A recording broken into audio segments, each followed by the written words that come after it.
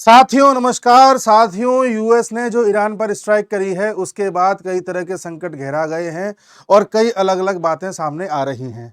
एक तो पाकिस्तान की बेइज्जती हुई है, वो मैं भी आपको बताऊंगा। दूसरा, ये जो खमैनी है वहां का सुप्रीम लीडर, इसने अपने सक्सेसर्स के नाम जारी कर दिए हैं। यानी कि इन्होंने, ऐसी खबरें आ रही हैं कि इन्होंने अपने जितने भी इनकी टीम है उनको ये बता दिया है कि अगर मैं मर जाऊं तो मेरे बाद इन तीन में से किसी एक को सुप्रीम लीडर बनाना। और ये जो तीन नाम हैं किसी को नहीं पता कौन से हैं, बट ये पता है कि इनके बेटे नहीं है। यानी कि हम लोग जो ये सोच रहे हैं कि इनके बाद इनका बेटा बनेगा, ऐसी बातें अभी तक सामने नहीं आ रही हैं। और इनको इस समय ऐसा लग रहा है कि मैं किसी भी वक्त यूएस की स्ट्राइक में मारा जा सकता हूं, इसलिए ये तेहरान में किसी अंडरग्राउंड किसी केव में जाकर के छुप गए हैं। ऐसी खबरें आ रही हैं। ना तो मैंने जाके चेक किया है, ना मेरे किसी आदमी ने जाके चेक किया है। ये जो रिपोर्ट्स आती हैं अलग अलग इंटरनेशनल एजेंसीज की, उनके आधार पर मैं बता रहा हूं। ऐसा बताया जा रहा है तेहरान में ही एक छोटा सा सिटी है। तेहरान एक बहुत बड़ा, एक तरीके से मान लीजिए जिला टाइप का है, जिसमें एक छोटा सा सिटी है। वहां पर ये नीचे करीब करीब 100 मीटर नीचे जाकर के किसी केव में छुपे हुए हैं, किसी बंकर में छुपे हुए हैं। इनके ऊपर भी कई प्रोटेक्शन लेयर्स बनाई गई हैं, जिससे कि अगर मल्टीपल बॉम्बिंग की जाए तब भी ये ना मरे। मैं तो ये कह रहा हूँ ये बिल्कुल ना मरे, पर जिस तरह की जिंदगी अभी ये जिएंगे वो भी कोई जिंदगी है। बहरहाल, इन्होंने बता दिया है कि मेरे बाद किसे बनाना है। ये है इनके खौफ का आलम, खौफ का मंजर। ठीक है साहब। तो ये इनको ऐसा लगता है कि अब मैं ज्यादा दिन चलना नहीं हूं। वैसे भी इनकी उम्र 86 साल हो गई है, 86 ईयर्स। तो उनको पता है कि मेरे बाद मुझे किसी ना किसी को तो चुनना ही है, तो क्यों ना मैं पहले ही नाम बता के चला जाऊं और यूएस का पता नहीं कब उड़ा दे। तो ये तो हो गई इनकी एक बात। और कहीं ना कहीं यूएस के भी निशाने पर ये है, कहीं ना कहीं इजराइल के निशाने पर भी ये हैं। क्योंकि अल्टीमेट एम क्या है? अल्टीमेट एम है ईरान में सत्ता परिवर्तन। वो होकर रहेगा, और जो शाह था पहले, उसी का बेटा अब जो है आकर के सत्ता संभालेगा। ये आप देख लीजिएगा, लिख करके ले लीजिएगा। अब होना कब है, that is a matter of the time. 6 महीने बाद, 8 महीने बाद, 10 महीने बाद देखा जाएगा। इसराइल यही चाहता है कि कैसे भी रिजीम चेंज हो जाए, वहां पर सत्ता परिवर्तन हो जाए।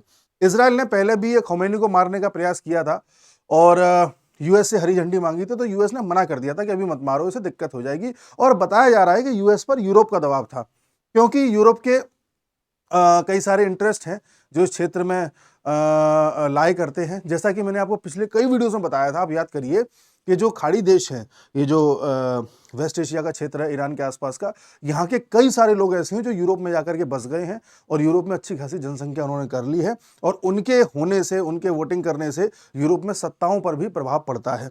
इस वजह से यूरोप को यह पता है कि अगर ईरान में कुछ गड़बड़ हुई या इस क्षेत्र में अनस्टेबिलिटी आई तो यूरोप में जगह जगह पर दंगे स्टार्ट हो जाएंगे। इसलिए यूरोप ने उस बात को यूएसए से कहा और यूएसए ने इजराइल से कहा कि इसे मारो मत। लेकिन जब यूएसए को यह पता चला कि इससे भी ज्यादा खतरा तब उत्पन्न हो सकता है जब ईरान अपने न्यूक्लियर बम बना ले, तो ईरान को न्यूक्लियर बम बनाने से रोका जाए। वो तभी रोका जा सकता है। ये देखिए, जो स्ट्राइक करी गई है, इन स्ट्राइक से कुछ नहीं होता। ईरान का कहना यह है कि आप स्ट्राइक खूब कर लो। पहली बात तो हमने फोर्डो से अपने जितने भी यूरेनियम के भंडार थे वो उठा करके कहीं और शिफ्ट कर दिए हैं, ऐसा ईरान कह रहा है। दूसरा ये कह रहा है कल को तुम अगर समाप्त कर भी दोगे कोई दिक्कत नहीं है, नॉलेज तो आ गई ना हमारे पास, हमें तो समझ में आ गया ना कि बम बनता कैसे है, यूरेनियम को एनरिच करते कैसे हैं। तो तुम अगर नष्ट कर दोगे हम फिर बनाएंगे। तो ये जो जिद है कि हम फिर बनाएंगे तब तक रहेगी जब इस प्रकार की सत्ता ईरान में है। जब तक ईरान में सत्ता परिवर्तन नहीं होगा और ऐसी सत्ता नहीं आएगी जो यूएस के कहने पर काम करे, तब तक वहां पर आप न्यूक्लियर बम से बच के नहीं रह सकते। यूएस खूब कह रहा है कि हमने बॉम्ब करके सब कुछ नष्ट कर दिया, ऐसा कर दिया, वैसा कर दिया। बट आप कभी भी देखना, यूएस या इजराइल ये नहीं कहेंगे कि हमने पूरी तरह से ईरान को परमाणु कार्यक्रम में विफल कर दिया। हमेशा ये कहते हैं कि हमने उसे 2 साल पीछे ढकेल दिया, कि 20 साल पीछे ढकेल दिया। बस पीछे ढकेल पा रहे हैं, खत्म नहीं कर पा रहे हैं।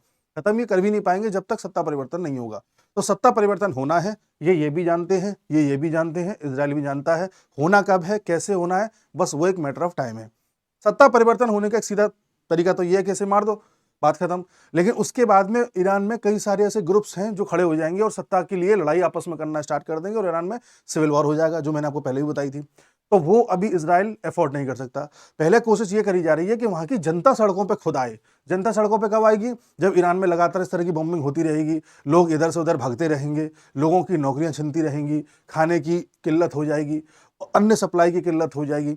जब लोगों की आम जिंदगी प्रभावित होने लगेगी और उस प्रभाव को लगभग 1 डेढ़ 2 महीने हो जाएंगे, तब लोग सड़कों पे आएंगे। और तब जाकर के अगर सत्ता परिवर्तन होता है तो वो सबके लिए फेवरेबल रहेगा। शायद इस समय इजराइल और यूएसए यही सोच रहे हैं। ठीक है जी। तो ये एक बात मैंने आपको बताई। अब आम लोगों की जिंदगी कैसे प्रभावित होगी, किस तरह से ईरान अपने पैरों पर कुल्हाड़ी मार रहा है, अब उस न्यूज पर आते हैं। ठीक है जी, देखिए ये अयतुल्ला अली खमेनाई, अली नाम है इनका, और ये अयतुल्ला वहां पर डेजिग्नेशन है। और खमेनाई, पहले खमेनी होता था, अब खमेनाई हो गया, खमेना एपिग्लोटिस है खमेनाई, हाँ से ना एक खांसी भी ले लो उसके साथ ऐसे करके। तो ये एक है। अब इन्होंने क्या कहा है, अच्छा इनसे पहले पाकिस्तान की बात कर लूं जरा, ये तो रही जाता है ये पाकिस्तान, मतलब ऐसा लगता है कि दुनिया में अगर सबसे मूर्ख कोई देश है तो वो पाकिस्तान है। इनको ये समझ में ही नहीं आता कि ये जो भी करते हैं, ये कुछ भी बोलते हैं तो बेइज्जती होती है इनकी, कुछ भी लिखते हैं। अभी इन्होंने लिखा था कुछ दिन पहले ट्वीट, आई कंडेम, तो कंडेम की स्पेलिंग क्या लिखी थी हम सब जानते हैं। ये कुछ एक्टिविटी करते हैं तो ये मरते हैं, किसी से मिलते हैं तो ये मरते हैं। इनका हर तरह का काम ऐसा है कि सिर्फ मजाक का पात्र बनते हैं। और इनकी क्रिकेट टीम किस तरह से मजाक का पात्र बनती है, किसी से छुपा नहीं है। तो साहब, पाकिस्तान का आसिम मुनीर अभी कुछ दिन पहले ट्रम्प से मिलके आया, और आपको याद है कि वहां किस तरह से ट्रम्प के तलवे चाटे थे इन्होंने। 5-6 दिन से वहां टिका हुआ था, जुगाड़ लगा रहा था, दलालों के जरिए कैसे भी जैसे तैसे ट्रम्प से मीटिंग फिक्स हुई। और फिर फिक्स होने के बाद में क्या कह रहा था, आपको याद होगा कि हम वकालत करते हैं कि ट्रम्प जी को नोबेल पीस पुरस्कार दिया जाना चाहिए। फिर पाकिस्तान ने बकायदा इसको स्पॉन्सर भी किया, यानी कि एक ट्वीट के माध्यम से गवर्नमेंट ऑफ पाकिस्तान ने दुनिया को यह बताया कि हम पाकिस्तान ये वकालत करते हैं कि 2026 का नोबेल पीस पुरस्कार ट्रम्प को दिया जाए। पाकिस्तान को लगा कि हम इस तरह से चमचागिरी करेंगे तो हमारा काम बन जाएगा। इनका काम बन भी गया। डोनाल्ड ट्रंप ने इनको पहले, आपको पता ही है, लोन दिलवा दिया। फिर डोनाल्ड ट्रंप के बेटे की जो कंपनी है जो क्रिप्टो करेंसी वाली, वो पाकिस्तान में निवेश कर ही रही है। पाकिस्तान को थोड़े बहुत हथियार देने का वादा कर दिया, पाकिस्तान इसी में खुश हो गया। अब उसको ये पता ही नहीं है, हमने आपसे पहले वीडियो में कहा था कि पाकिस्तान इस बात को भूल रहा है कि यूएस में कोई भी चीज फ्री में नहीं मिलती। 24 घंटे नहीं हुए थे जब पाकिस्तान ने ऐलान किया कि हम चाहते हैं कि इनको नोबेल पुरस्कार मिल जाए, 24 घंटे नहीं हुए, तुरंत ट्रंप ने यह बता दिया कि मुझे नोबेल पुरस्कार क्यों नहीं मिलना चाहिए, यानी कि अटैक कर दिया ईरान के ऊपर। अब पाकिस्तान फंस गया कि यार 24 घंटे पहले तो हम बोल रहे थे आदमी अच्छा है, इसे नोबेल पीस पुरस्कार मिलना चाहिए, अब इसने अटैक कर दिया। अब अगर मैंने इस अटैक का कंडेमिनेशन नहीं किया, यानी इसका खंडन नहीं किया या इसका विरोध नहीं किया, तो जितने भी इस्लामिक राष्ट्र हैं वो मुझसे चले जाएंगे। पाकिस्तान फंस गया कि एक तरफ यूएस के टुकड़े पे पलूं या मुसलमानों का सगा रहूं। तो मुसलमानों का सगा दिखने के लिए पाकिस्तान ने एक बयान दिया कि यूएस ने जो अटैक किया है हम उसको लेकर के बड़े चिंतित हैं और इसका विरोध करते हैं, खंडन करते हैं। किस लेवल से ये पाकिस्तान सबको बेवकूफ समझता है। अरे तुम खंडन कर रहे हो, तुम अपना मजाक बनवा रहे हो कि एक दिन पहले तुम ट्रंप की इतनी तारीफ कर रहे थे कि उसे नोबेल पीस पुरस्कार दिलवा रहे थे, आज तुम उसके कृत्य को खंडन कर रहे हो। यह पाकिस्तान का अपना एक सिस्टम है, और इसमें सबसे ज्यादा बेइज्जती हुई है आसिम मुनीर की। अब आप समझ गए कि ट्रंप किस तरह से खेल गया आसिम मुनीर के साथ। ये है ट्रंप। अब साहब, एक खबर मैं आपको और बताऊं, क्या मैंने उसका लिंक निकाला है? नहीं निकाला है। चलिए मैं आपको डायरेक्ट बता देता हूं, लिंक मेरे पास मैं निकालना भूल गया। खबर ये आ रही है कि ईरान का कहना है कि जब यूएस ने अपनी स्ट्राइक करी थी फोर्दो पर, जहां पर हम यूरेनियम को एनरिच कर रहे थे वो साइट पर, उससे पहले ही हमने वहां से लगभग 400 किलो यूरेनियम को हटा करके दूसरी जगह पहुंचा दिया था। ऐसा ईरान का कहना है, खबरें चल रही हैं। और ये जो पूरा प्लांट है, चूंकि फोर्दो बहुत बार चर्चा में रहा था और हर कोई फोर्दो फोर्दो ही कर रहा था, सबको पता है। अच्छा, फोर्दो ही क्यों कर रहा था? कारण ये है कि जो ईरान का यूरेनियम की साइट्स हैं 3-4 जगह जो हैं, उनमें से सबसे ज्यादा जो उसने एनरिच किया था, सबसे ज्यादा जो उसने शुद्ध किया था, वो किया था फोर्दो में। और बता रहे हैं कि वहां लगभग 90% तक एनरिच करने के लिए पहुंच गया था ईरान।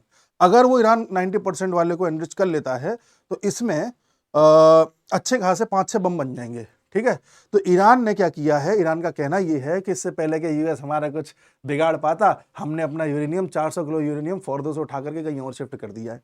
ऐसा ईरान ने आज बोला है। ठीक है, मैं भी बताता हूं ये क्या है। ये देखिए, ये जितने भी आपको ट्रक्स दिखाई दे रहे हैं, ये अटैक से 1-2 दिन पहले की तस्वीरें हैं। और इसमें बताया गया है कि 1-2 दिन पहले ही ईरान ने ट्रक्स के माध्यम से अपने जितने भी 400 किलो का यूरेनियम था उसको शिफ्ट कर दिया है किसी दूसरी जगह। कहां शिफ्ट किया है ये नहीं बताया है। ये जो क्षेत्र है, अच्छा ये जो बात है कि ट्रक से शिफ्ट कर दिया गया है, याद कीजिएगा कल जो मैंने वीडियो डाला था जिसमें मैंने बताया था कि यूएस ने ईरान पर हमला कर दिया है, उस वीडियो में मैंने ये जिक्र किया था कि इस तरह से ट्रक्स आए थे और सारा सामान लेकर के गए, ये खबरें तैर रही हैं। लेकिन ये फोटो मैं नहीं दिखा पाया था क्योंकि ये अवेलेबल ही नहीं थी, कहीं भी इंटरनेट पे कहीं भी अवेलेबल नहीं थी। लेकिन खबर मैंने आपको बता दी थी, जबकि ये खबर किसी और ने नहीं बताई थी। आप किसी की भी, चाहे आप यूट्यूब चैनल देख लें, चाहे आप न्यूज़ देख लें, कुछ भी देख लें, तो हमको चूंकि इंटरनेशनल खबरें देखते रहते हैं तो उससे आइडिया लग जाता है। तो ये खबर पता चल गई थी कल, पुष्टि तब हो गई जब बाद में ये फोटो भी रिलीज हो गई। खैर, तो ये जो पूरा क्षेत्र है ये है आपका फॉर्दो न्यूक्लियर एनरिचमेंट प्लांट। यहां पर इस प्लांट में, ये प्लांट ऊपर आप कहोगे तो पहाड़ी है, ऊपर पहाड़ी है, पहाड़ी के नीचे जाइएगा 60, 70, 80, 90, 100 मीटर के आसपास, वहां आपको अलग अलग केबिन्स मिलेंगे, अलग अलग बंकर टाइप की व्यवस्थाएं मिलेंगी जहां पर यूरेनियम रखा जाता है, उसको एनरिच किया जाता है। टनल के ये एंट्रेंसेस दिख रहे हैं आपको, यहां से अंदर जाया जाता है, फिर अंदर पहुंच जाते हैं। ये एंट्रेंस दो इधर हैं, दो इधर हैं, बाकी जो देख रहे हैं ये आप सड़कें हैं जिनके माध्यम, एक एंट्रेंस इधर है जिसके माध्यम से अंदर जाया जाता है। तो ये पूरा वो एस्टेब्लिशमेंट है जिस पर यूएस ने अटैक किया है और बताया जाता है कि यूएस ने अंदर तक पेनिट्रेट करवा करके B-2 बॉम्बर के माध्यम से इसको ध्वस्त कर दिया है। ईरान का कहना है कि बेशक ध्वस्त कर दिया है लेकिन वहां पर यूरेनियम नहीं था क्योंकि हमने उसे शिफ्ट कर दिया है। सवाल ये उठता है कि कहाँ गया है। अच्छा, एक बात बताइए, अगर ईरान इस यूरेनियम को लेकर के कहीं और चला जाता है और किसी और जगह पर खुले में भी रख देता है ईरान, तो क्या यूएस उस पर अटैक कर पाएगा? नहीं कर पाएगा, क्योंकि यूएस अगर यूरेनियम पर अटैक कर देगा तो यूरेनियम में रेडिएशन लीक हो जाएगा और वो रेडिएशन सिर्फ ईरान तक सीमित रहेगा ऐसा नहीं है, हवा के माध्यम से वो रेडिएशन आसपास के देशों में भी फैलेगा। इसमें कुवैत भी लपेटे में आएगा, इराक आएगा, सीरिया आएगा, टर्की आएगा, अजरबैजान आएगा, सऊदी आएगा, यूएई आएगा, ओमान आएगा, ये पूरा का पूरा क्षेत्र लपेटे में आ जाएगा। तो यूएस ऐसी गलती जानबूझ करके कभी नहीं करेगा जिसमें यूरेनियम पर विस्फोट वो कर दे, और ना ही इजराइल कभी ऐसा करेगा, क्योंकि वो लपटें इजराइल तक भी पहुंचेंगी। तो ये तो अपने आप में न्यूक्लियर विस्फोट करने जैसा हो गया जो यहाँ पर कभी नहीं होगा। ईरान की इस बात में दम नजर आता है कि उसने इस चीज को शिफ्ट कर दिया था, क्योंकि अगर शिफ्ट नहीं करता तो यूरेनियम तो अंदर ही फट जाता, रेडिएशन तो वहां से भी लीक हो सकता था, लेकिन अभी तक रेडिएशन लीक होने की खबरें कहीं से आई नहीं है। तो ईरान की बात में दम ज्यादा लगता है, और अगर ईरान की बात सही निकलती है कि उसने सारा कुछ शिफ्ट कर दिया था, तो इसमें यूएस की मिलिट्री का पोपट हो जाता है कि यूएस को इंटेलिजेंस नहीं थी, यूएस की मिलिट्री ने खामखा इस तरह का प्रोग्राम करके सिर्फ अपनी हवा बनाने की कोशिश करी। किस तरह का इनका वीक इंटेलिजेंस है, इससे अच्छा तो भारत का है। यूएस अपने आप को सुपर पावर बताता है, उनसे अच्छा तो भारत का है। हमें पाकिस्तान की एक एक चीज के बारे में पता था, कौन सा कहाँ पे छुपा हुआ है टेररिस्ट और कौन से उनके कैंप्स हैं, क्या है, हमने उसको उड़ा दिया, उनके एयर बेसिस को हमने उड़ा दिया। तो भारत का ज्यादा प्रिसाइज अटैक है। तो अगर ये बात ईरान की सही निकलती है तो यूएस का पोपट होता है। दूसरी चीज ये कि ये जो सैटेलाइट की इमेज है ये यूएस ने जारी करी है, यूएस ने पकड़ा है कि भाई ऐसे ऐसे जा रहे थे। तो यूएस जब ये पकड़ सकता है कि ट्रक जा रहे थे और लेकर के फिर वापस लौटे हैं, तो यूएस ये भी पकड़ सकता है कि ये ट्रक फिर गए कहाँ। तो यूएस का कहना यह है कि ये ट्रक कहाँ गए हैं, क्या रखा है, कहाँ पे रखा है, हमें नहीं पता। यूएस इस पर कहता है कि हमें नहीं पता। तो यहां पर यूएस की इस बात पे भी एक प्रश्न चिन्ह लगता है कि तुम्हें ये तो पता है कि ट्रक जा रहे हैं, पर ये नहीं पता कि कहाँ रखा हुआ है। आपको कुछ फिक्स जैसा नहीं लग रहा कि जब यूएस अटैक करता है उससे 2 दिन पहले ट्रक जाते हैं, सारा सामान एक जगह से दूसरी जगह शिफ्ट कर दिया जाता है, यूएस उसको पकड़ भी लेता है, यूएस पहचान भी जाता है, उसके बाद अटैक भी कर देता है। कुछ अजीब सी बात नहीं? ऐसा नहीं लगता कि आपस में कुछ तालमेल सा चल रहा है इनका? फिर यूएस बाद में कहता है कि नहीं नहीं, हमें बस इतना ही पता है कि ट्रक गए थे और फिर यहाँ से निकल लिया, अब कहाँ गए हमें ये नहीं पता। बड़ी अजीब बात है, तुम इसे पकड़ सकते हो तो फिर वो भी पकड़ सकते हो। अब ईरान कह रहा है कि हमने कहाँ रखे हम बताएंगे नहीं, यूएस कहता है हमें भी नहीं पता कहाँ है। पता नहीं क्या खिचड़ी पक रही है, बट जो भी है, अभी ईरान ने एक नई बात कही है जिस पर ये देखो, ये जो भी खबर मैं आपको बता रहा था ये वही है, ठीक है। ईरान ने अब ये कहा है कि हम स्ट्रेट ऑफ हॉर्मुज को ब्लॉक करने जा रहे हैं, और ईरान ने अपनी तरफ से प्रस्ताव भी पारित करा लिया है। अब देखना यह होगा कि यह होता कब है। स्ट्रेट ऑफ हॉर्मुज क्या है पहले मैं आपको यह बता दूं। देखिए, कोई भी ऐसा जल का रास्ता जो 2 बड़े जल क्षेत्रों को जोड़ता हो, यह पतला जल का रास्ता जो 2 बड़े जल क्षेत्रों को जोड़ रहा हो, इसे स्ट्रेट कहते हैं, जल संधि। ये दुनिया में कई प्रकार की होती हैं, कई जगहों पर है, भारत में भी है, हर जगह है। ऐसा जल का रास्ता जो 2 बड़े जल निकायों को जोड़ता हो, वाटर बॉडीज को जोड़ता हो, उसे स्ट्रेट या जल संधि कहते हैं। अब इसका नाम है स्ट्रेट ऑफ हॉर्मुज। ये पाई जाती है ईरान और ओमान के बीच में। देखो, आप कहोगे तो यूएई है, यूएई के ऊपर छोटा सा ये ओमान का मुकुट है, और इसके बाद ये ईरान है। तो ईरान और ओमान के बीच में पाई जाती है। अच्छा, इसके बीच में कई सारे छोटे छोटे आइलैंड्स भी हैं। देखो जूम करके अगर हम देखें तो कई आपको आइलैंड्स दिख रहे हैं। तो अगर इसकी इफेक्टिव लेंथ देखी जाए कि ये कितनी चौड़ी है, तो इफेक्टिव लेंथ इसकी है 33 किलोमीटर। ठीक है, इसमें दुनिया का एक बड़ा पार्ट इकोनॉमिक ट्रेड का यहां से गुजरता है, जिसमें ऑयल और गैस मुख्य है, अन्य चीजें भी हैं लेकिन ऑयल और गैस मुख्य है। और जो पानी के जहाज यहां से गुजरते हैं उनका जो शिपमेंट रूट है वो सिर्फ 3 किलोमीटर चौड़ा है। यानी कि ये जो आपको पट्टी दिखाई दे रही है, ये पानी का जहाज इसी में से गुजरता है ऐसे। ये जो पट्टी दिखाई दे रही है, पानी का जहाज इसी में से गुजरता है ऐसे। तो ये पट्टी केवल 3 किलोमीटर चौड़ी है। मतलब इतना कम चौड़ाई होने के कारण ईरान के लिए ये पॉसिबल है कि ईरान इसे ब्लॉक कर सके। कैसे करेगा? अपनी मिलिट्री नेवी के द्वारा। अगर ईरान इसे ब्लॉक कर देता है तो ईरान के इंपोर्ट और एक्सपोर्ट पर तो प्रभाव पड़ेगा ही पड़ेगा, इन सभी देशों के इंपोर्ट एक्सपोर्ट पर प्रभाव पड़ जाएगा। और उससे भी ज्यादा प्रभाव पड़ेगा Bharat, China, Japan, south Korea जैसे देशों को, जो अपनी ज्यादातर एनर्जी के प्रोडक्ट यहां से मंगाते हैं। अब आप देखिए यूएस ने क्या कहा है। यूएस ने कहा है कि भाई देखो, ये जो स्ट्रेट ऑफ हॉर्मुज को बंद करने की बोल रहा है ना ईरान, यूएस चाइना से कह रहा है कि ये जो ईरान ऐसे बोल रहा है ना, सुन रहे हो चाइना, तुम ईरान को समझा लो, क्योंकि अगर ईरान ऐसा करेगा तो इसका मतलब ये हो जाता है कि वो इकोनॉमिक सुसाइड कर रहा है, आर्थिक एक तरीके से अपनी हत्या कर रहा है। कैसे कर रहा है वो हम जान ही रहे हैं कि जब ईरान इसको बंद कर देगा तो ईरान को भी तो नुकसान होगा, ईरान की भी तो सप्लाई ठप पड़ेगी। और ईरान का जो 90% क्रूड ऑयल है, 90% ईरान का जो एक्सपोर्ट करता है वो जाता है चाइना को। तो इसलिए यूएस ने चाइना से कहा है कि तुम समझा लो, तुम ही खरीदते हो ज्यादा, हमने तो सैंक्शंस लगा रखे हैं तो हमारे डर के मारे कोई देश खरीदता नहीं है, तुम ही ज्यादा खरीदते हो।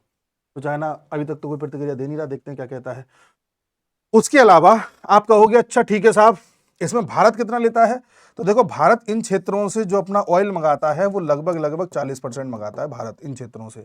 और भारत जो नेचुरल गैस मंगाता है, चूंकि ईरान में भी बहुत अच्छा भंडार है, हम वहां से मंगाते हैं, तो लगभग 60% जो नेचुरल गैस हम मंगाते हैं वो मंगाते हैं इस क्षेत्र से। तो हमको असर तो पड़ेगा नो डाउट, पर हमको उतना असर इसलिए नहीं पड़ेगा क्योंकि हम पूरी तरह से इन क्षेत्रों पे ही डिपेंडेंट नहीं हैं। हम अपनी लगभग 40% जो क्रूड ऑयल की सप्लाई है वो रशिया से लेते हैं, और रशिया से लेने का फैसला हमने 2-2.5 साल पहले, 3 साल पहले ही कर लिया था। ठीक है जी। तो मैं अगर इसका चार्ट आपको दिखाऊं तो आप ये भी देखिए, भारत अपना लगभग 40% जो क्रूड ऑयल है रशिया से मंगाता है, फिर इराक से मंगाता है लगभग 20 से 23%। तो ये जो 40% की मात्रा बन रही है क्रूड ऑयल वाली, उसका एक बहुत बड़ा कारण ये इराक है, हम यहां से बहुत मंगाते हैं। ठीक है जी। तो उसके अलावा सऊदी से मंगाते हैं हम, तो सऊदी से तो कहीं और से भी मंगा सकते हैं, रेड सी के जरिए भी मंगा सकते हैं। यूएई और मतलब यूएई, सऊदी, इराक, ये 3 बड़े हैं, और ईरान से भी हम ले रहे हैं नो डाउट, उनसे भी हम सप्लाई लेते हैं, तो इसलिए हमारा 40% के आसपास वहां पर ठप्प पड़ सकता है। उसके अलावा हमने पिछले कुछ वर्षों में अपने क्रूड ऑयल और गैस के जो इंपोर्ट्स हैं उनको डाइवर्ट कर दिया है। हम यूएसए से भी ले रहे हैं, अब तो यूएसए से हमने ये डील करी है कि तुमसे सबसे ज़्यादा लिया करेंगे थोड़े समय बाद। हम नाइजीरिया, अंगोला जैसे अफ्रीकन कंट्रीज से भी ले रहे हैं, हम रशिया से भी ले रहे हैं, हम साउथ अमेरिकन कंट्री से भी ले रहे हैं, गुयाना से भी हमने डील करी है। तो हम इतना डाइवर्ट कर रहे हैं कि दुनिया में किसी एक जगह आग लग जाए तो हमें फर्क ना पड़े। आज के 10-12 साल पहले हमारी पॉलिसी ऐसी थी कि हमारा जो ज़्यादातर क्रूड ऑयल है वो यहीं से आता था।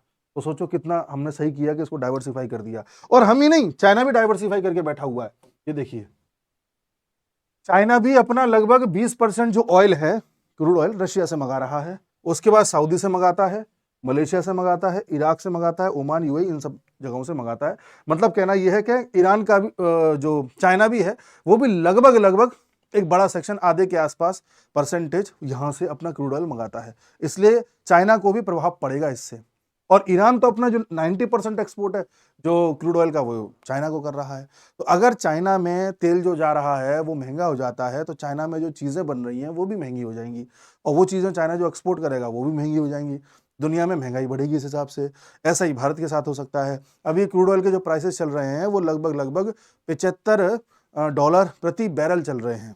ठीक है, बताया जा रहा है कि अगर ये बंद कर देता है स्ट्रेट ऑफ हॉर्मुज को तो इसके दाम बढ़ के 125 डॉलर प्रति बैरल हो जाएंगे, जिससे कि महंगाई बढ़ जाएगी। आप समझ रहे हैं? इसलिए यूएस कह रहा है कि इसको बंद मत करो, महंगाई बढ़ेगी तो यूएस पे भी प्रभाव पड़ेगा। और यूएस ने वैसे ही अपने आपको पता है ट्रेड वॉर करके, इस पर भी टैरिफ लगा रहा हूँ, उस पर भी टैरिफ लगा रहा हूँ, सब टैरिफ करके उन्होंने किस तरह से अपने देश में महंगाई को बढ़वा लिया है। अगर ये कांड हो जाता है तो उनकी यहाँ महंगाई और बढ़ जाएगी, और ट्रम्प के यहाँ जो मिड टर्म इलेक्शन होने हैं उसमें ट्रम्प बुरी तरह से हार सकते हैं। तो इसीलिए ट्रम्प को अब ये चिंता सता रही है कि ऐसा ना हो कि मैं हार जाऊँ। और ट्रम्प को ये भी एक चिंता सता रही है कि अगर मैं ईरान पर अटैक नहीं करता तो फिर और समस्या हो जाती है कि तुम कुछ कर नहीं रहे हो। तो ट्रम्प के लिए भी एक जटिल परिस्थिति हो गई है। इन सब चीज़ों में देखा जाए तो ईरान थोड़ा अच्छे मजबूती से लड़ रहा है ना।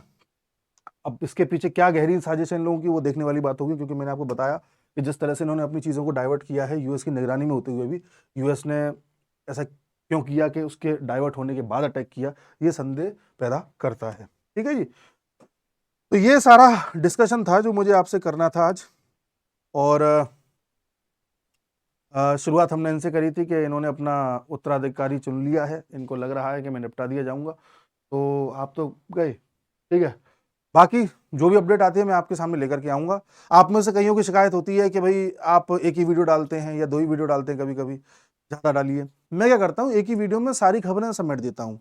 मैं और यूट्यूब चैनल की तरह करना नहीं चाहता कि खबर एक है जरा सी, उसको मैं ज़बरदस्ती 10-15 मिनट तक खींच करके बता रहा हूँ, उसका कोई मतलब नहीं है। 15 मिनट में तो 5-7 खबरें सब बता जाता हूँ जो भी पिछले 10-12 घंटे में हुआ होता है। तो इसलिए मैं ज़्यादा उस चीज़ पे गौर नहीं करता। बाकी आपको मिस कुछ नहीं होगा, इसकी आप भरोसा रखिए। अगले वीडियो में मिलता हूँ, तब तक के लिए नमस्कार।